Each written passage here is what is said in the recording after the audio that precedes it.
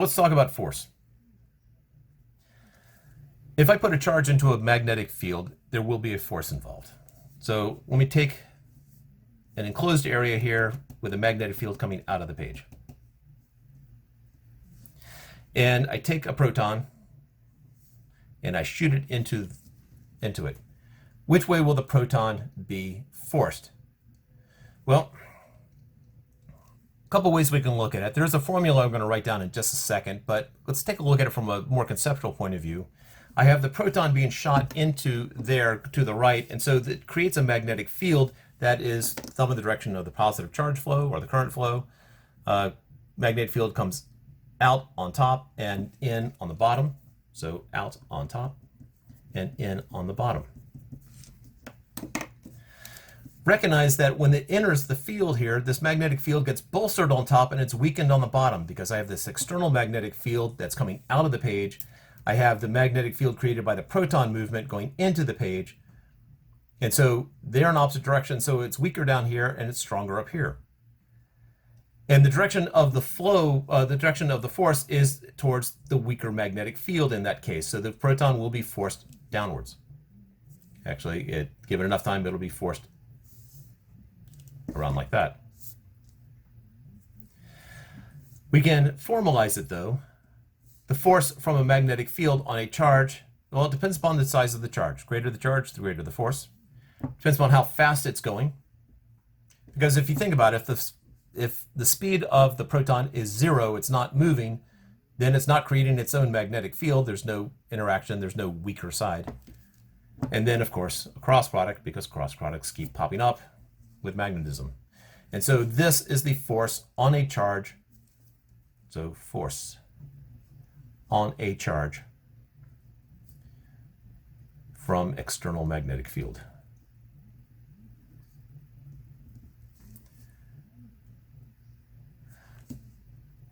So think about it in terms of cross products.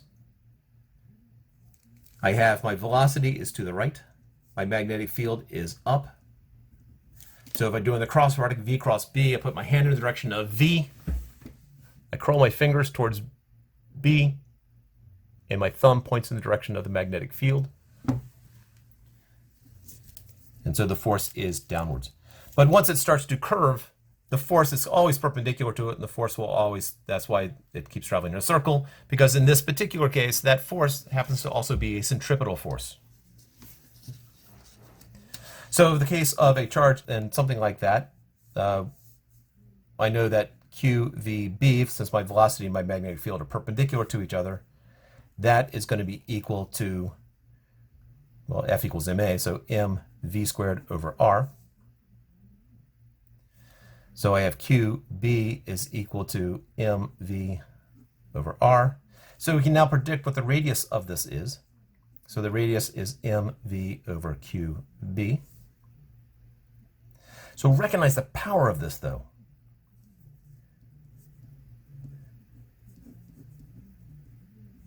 Now, it might not seem like we've done much, but in high energy physics, this is incredibly important because I can figure out how fast these particles are going. All I need is a detector here, detector here. If I know the distance between them, I shoot a particle through it. It starts timing at this point, it stops timing at that point, and I know distance, I know time, and therefore I can figure out how fast it's going. The magnetic field is controlled by me as a scientist. I can control what the size of the magnetic field is.